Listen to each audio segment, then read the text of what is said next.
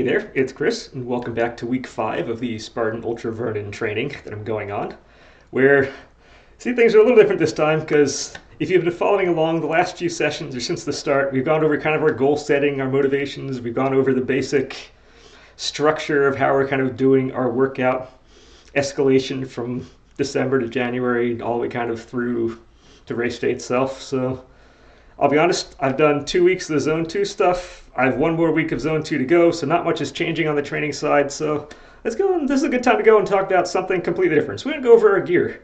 What are the types of things we're actually going to need to complete one of these courses, or would be very helpful to have to complete one of these courses? Now, my own list kind of evolves over time. Each time I do one of these races, I find something that works, something that I don't really need, and I kind of tweak things a little bit, but there are a lot of kind of elements that stay true throughout the entire thing. And they generally fall into one of 3 different categories for how we're doing this. First is going to be our apparel. What's the stuff we're going to be wearing? Things like our vests, things like the clothes that we have on, compression stuff, any of that we're going to have. Second is going to be nutrition. What are going to be the energy sources we're bringing with us to do these?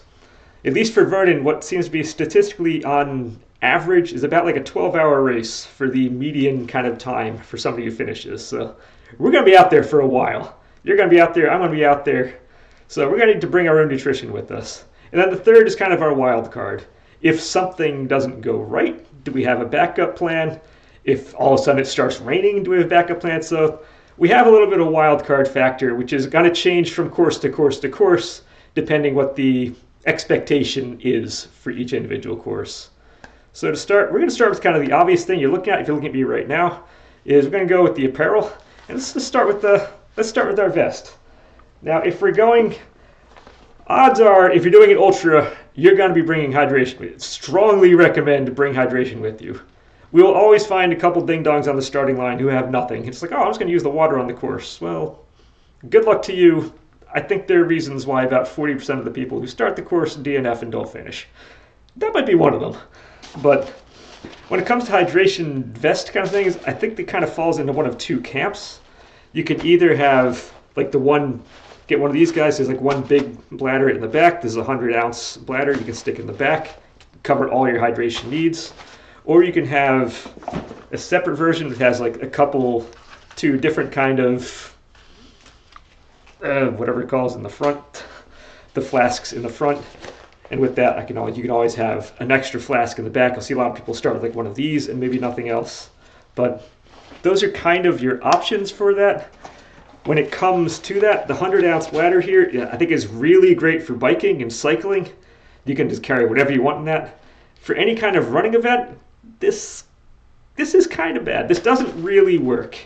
If you've ever tried to run with one of these big bladders in the back, what happens is as you're stepping up to make the one step, the liquid in here is now falling from as you were coming down from the previous one. So there's always sloshing going on.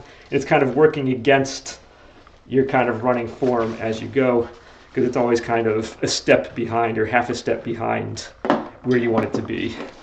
So for me, I like having the 2 flasks in front and one extra one in the back. These are each 17 ounces.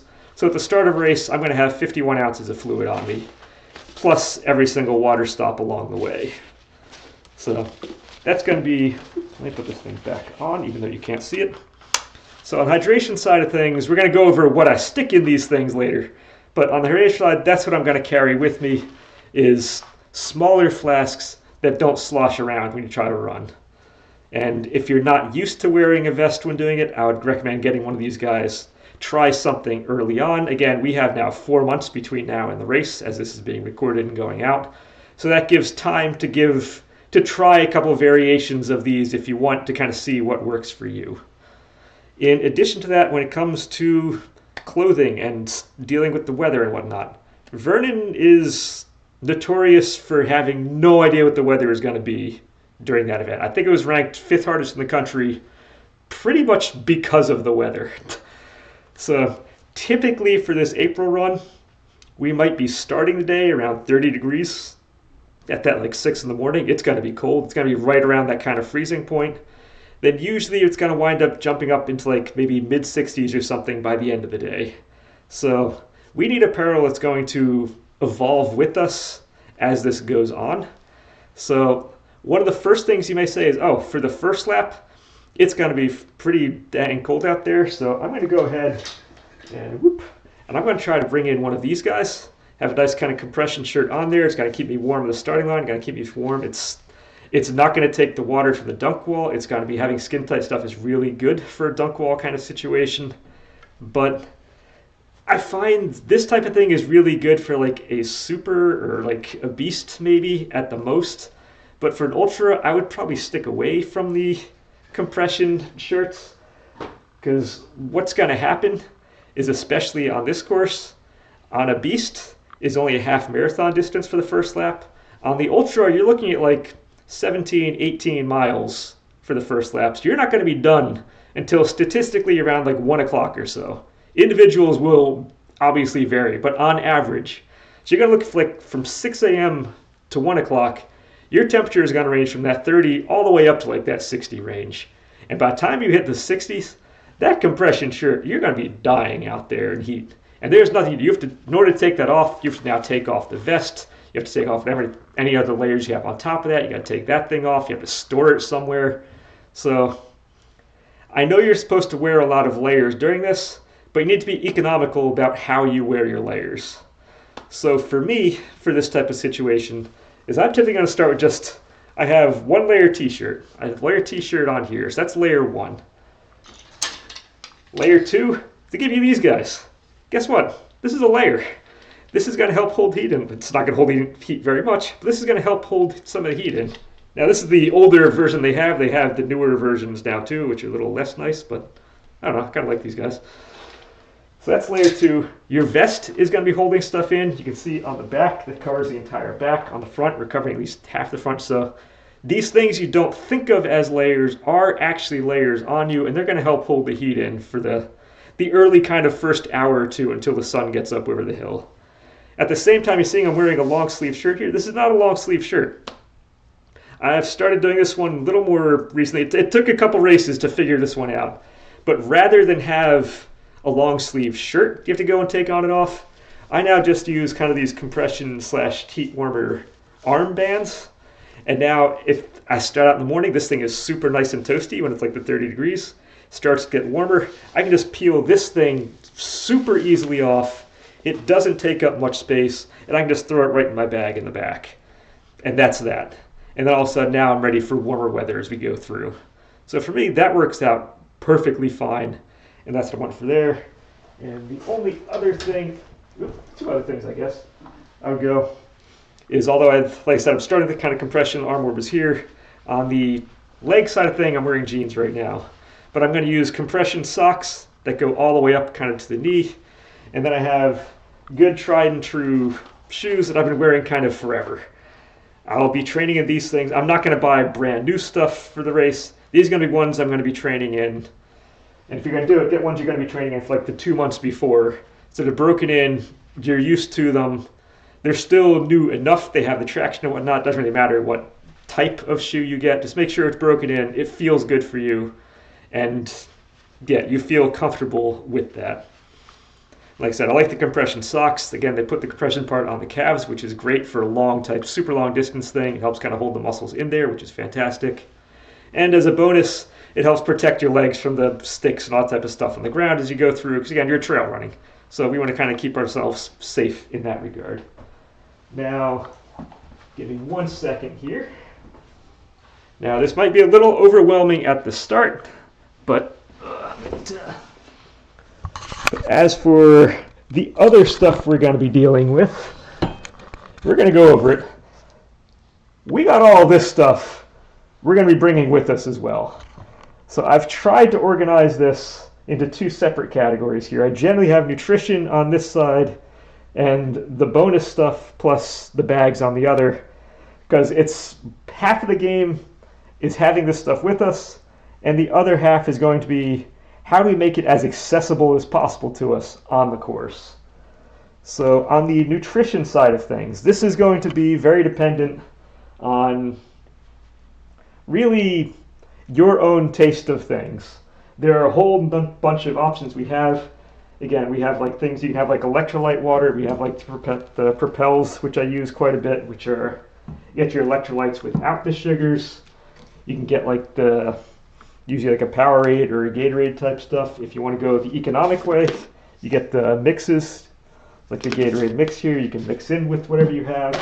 You can do like a Tailwind I'd used before, which for me, a lot of people swear by a Tailwind. That one doesn't do anything for me, but it's there as an option. So this is one of those where over the course, once we start getting to these longer runs, once you start getting to like more kind of those trail runs, start to experiment with what works and what doesn't work with you.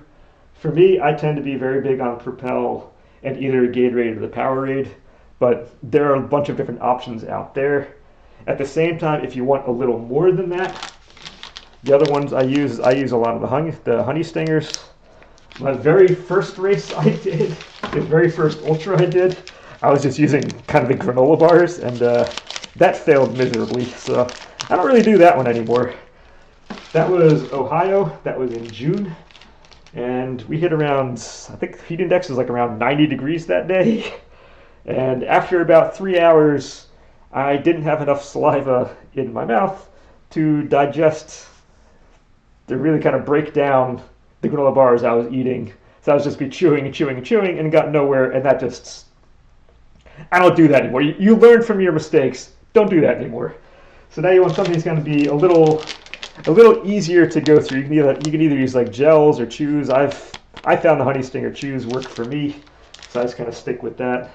And that's kind of where we go on the nutrition side of things. So then we can go and switch over to the other stuff. So how do we fit our nutrition in? For me, like I said, I use the double flask on my vest. So typically I'll have one flavor of the Propel in one side. I'll have one flavor of the electrolyte water on the other side. And then when I come to the back, on my back flask, I'm going to either have like a Powerade or the Gatorade back here if I need to get more of a sugary mix. So like I said, I'm doing the Zone 2 right now, so I don't need to break down the glucose stuff that we have. So I'm trying not to put the sugars in my system during the race. So I primarily am going to be using, like I said, the electrolyte water in the front. And then I'll using that at least like for the first half of each kind of lap. And then as the lap progresses, as we start getting closer to the end of the lap, then I'm going to start jumping more towards the sugar stuff in the back, either the Gatorade, the Tailwind, the Powerade, whatever. That's going to get used more towards this second half of the laps or the second half of the race. But primarily I want to use the electrolyte water in the front. And then every water and aid station they have on the course, I'm going to be taking water from there too. So we're going to have straight hydration from there, electrolytes on my own, and the other stuff on the far side of things. At the same time, now we get into the fun stuff. I am a builder by trade. That means my hands are my life. Even though you've seen how bad my one finger looks, my hands are my life right now. So I protect them on the course. So I wear gloves throughout these whole courses. Again, I've shown this one off, I think, for Palmerton or one of the other courses. The last Vernon Ultra I did, on one of the hills, we were going down one of the steep embankments, and I speared myself on a pretty sizable branch going down one of those steep kind of ravine-ish kind of declines, like going towards one of the streams. And if I'm not wearing gloves on a number of these kind of sections, I can get myself into serious trouble. I get my hands in trouble, my job and my livelihood kind of goes downhill. So I'm a big proponent of wearing gloves, if for no other reason, on the trail running portions of things. So a lot of you are going to be looking at gloves towards the obstacle portions of things. So you really have kind of, again, a couple different options if you want to try things out. If you're worried about grip on the obstacles, you can get these kind of real rubbery kind of gloves that have great grip. However, I really don't like these things. Any kind of thing that has the rubbery grip doesn't breathe. So after a while of having these types of things on, the hands start getting sweaty. It becomes a mess and it feels miserable. I'm not a fan of that. I use just kind of the cheapy Home Depot gloves you can get for like, I think used to be 3 for $10. I think they're $12 now for a set of 3. And they may not have the uber grip of the other ones, that really doesn't affect things on the obstacles. But they're fabric, they can breathe. If I need to grab branches, grab trees on the side, it works really great for that. So I'm a big fan of using these guys. However, there's a problem with using those, in that if they get wet, they're miserable. So I will always have a backup pair of gloves on me at any given point, and on the vest that I have, that goes on the side pouch here. It's kind of accessible. It's not the easiest thing to get to, so I'm not going to be using this. I'm not going to be gripping stuff out of that very often. So I'm going to be wearing a set of gloves up until the dunk wall. After the dunk wall, we're going to take that pair off. We're going to throw it in the back of the. We're going to throw that in the back of this, and we're going to take a fresh pair of gloves I keep out of here in plastic. I'm going to put those on for the second half of the course. You get to transition to the midpoint, grab another pair of gloves, and do the exact same thing for the next course. Wear that up until the dunk wall. After the dunk wall, swap out. So they're going to be on one side here. On the other side, I wear glasses. So once again, growing up, I was super sensitive to light. So for me, having the option to have, I'm generally going to be wearing sunglasses throughout these races. But if you try wearing sunglasses while doing trail running, sometimes that can get kind of hinky. If you can't fully see, if you get like in the shadow realm, you can't really see stuff. So I keep a pair of either regular or sunglasses, depending which I'm starting with, in my other side pouch in case the weather changes from the start of the race and I need to swap between the two to deal with that. So that deals with the two sides of the pouch. As we go towards the back, we now have our wild card stuff and if we are expecting rain or something on the course, it might be. I'll keep just a really easy to fold up small light kind of raincoat in the back. If we're dealing with, like, let's say a 90-degree day like the Ohio one I had done, I may throw an extra one of these guys in the back. So our big ticket item in the back is going to be very dependent on what the course condition is going to be. We're also going to need to have our headlamp. So I'm going to throw a headlamp in the back of this. At transition, I'll swap it from this one to the new bag that I'm carrying. And in terms of first aid stuff, I'm always a big fan of, if something goes wrong, at least be prepared for it. So the nice thing about these vests that I have is they come with one of those emergency blankets. So I keep those inside. It comes with an emergency whistle, which is somewhere on this. Well, apparently this one is broken off. Awesome. Well, it did come with an emergency whistle. No, there it is. So it does have the emergency whistle on the side, which is nice. Like I said, that blanket's on the side. I carry extra batteries for the headlamp, just in case. They stay in plastic. And the two uber wildcard things I'm going to have, in case something really goes wrong, is I have electrical tape. And you're going to see over everything I do here, you've probably been noticing I have safety pins on here. I have safety pins on the sides down here. If something goes wrong, having those two things around is super helpful. So now looking very awkwardly looking here, if we see on the tape side of things, you see this little flask here has been taped up in the end. That's because over at I can move this guy back up. So in the hotel room right before the Killington race, I'm putting all my stuff together this past fall. And I realize I'm filling up my flask and all the stuff is just coming right back out. So apparently where the soft part of the flask meets the hard part here, it had broken at some point in time. So having something like this was a lifesaver. It was able to hold it closed just long enough that when I ran the race, I started with this flask first, emptied this one out before I started the next, and that helped keep that together. As far as the safety pins, on the ultra I did before that at Vernon, on obstacle number 2, we're literally a quarter mile into the race. We're going over the hurdle. I usually get my center of gravity over it and kind of roll myself over the hurdles and over kind of any of those types of obstacles. Well, I did that and my timings chip got snagged apparently on the hurdle and broke off. Quarter mile into what wound up being a 33-mile race. Timing chip is gone. So I had to go and throw that in the little pouch I had up here. But on my other vest, the one down there, the zipper doesn't work. So thankfully, I keep the safety pins on me, and I was able to safety pin that in here. So having stupid little things like that really, really comes in handy. In addition, what I didn't throw out before, on the back side, I have another pouch back here.